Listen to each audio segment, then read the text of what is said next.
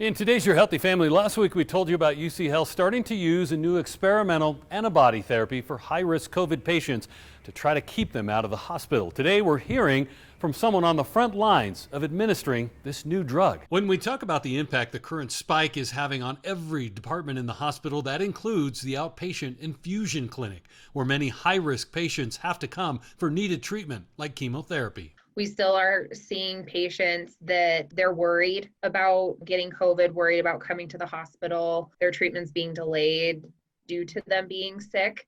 So there's still a lot of worry. I absolutely don't see it as much as the ICU does, but patients still talk about those fears.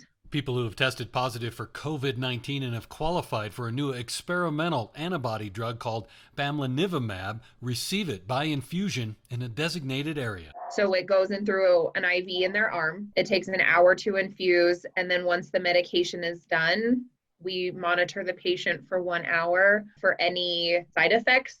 And then the patient is able to go home. So in total, we anticipate them being with us for about 3 hours. Being able to dispense Bamlinevimab is giving Casey new hope in this fight for two reasons. It feels great that we're able to administer this drug that has, in the small research study, has shown to keep patients out of the hospital. Because one less person in the hospital is freeing up one more bed. 79-year-old Diane Clancy of Castle Rock is one of the first 7 people to get Bamlinevimab at Memorial. She was exposed by one of her grandchildren and began feeling sick the day before Thanksgiving. It went downhill from there. Diane has asthma, and when she began having trouble breathing, she went to the emergency room in Highlands Ranch. An x-ray showed she had pneumonia in one lung. Medical workers entered her information into the Bamlinevimab database and was informed that she qualified.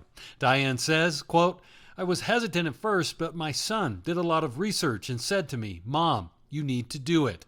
I couldn't have asked for better care. Today, I feel wonderful," unquote. By potentially keeping high-risk patients out of the hospital, Casey's helping lighten the patient load for doctors and nurses on COVID units.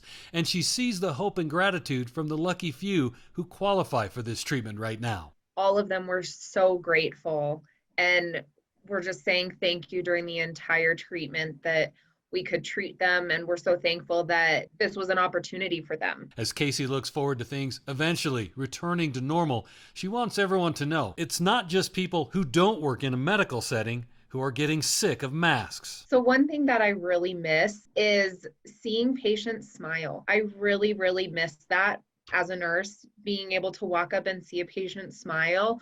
It's seeing them smile through the mask, it's not the same. If you test positive for COVID-19 and have a pre-existing condition that you think puts you at high risk, please contact your primary care provider to talk with them about this medication. Your doctor would talk to you about, if you qualify, what the side effects would be, so that you are well educated before receiving the drug. And you and your provider would log on to the website and see if you were selected in the random allocation.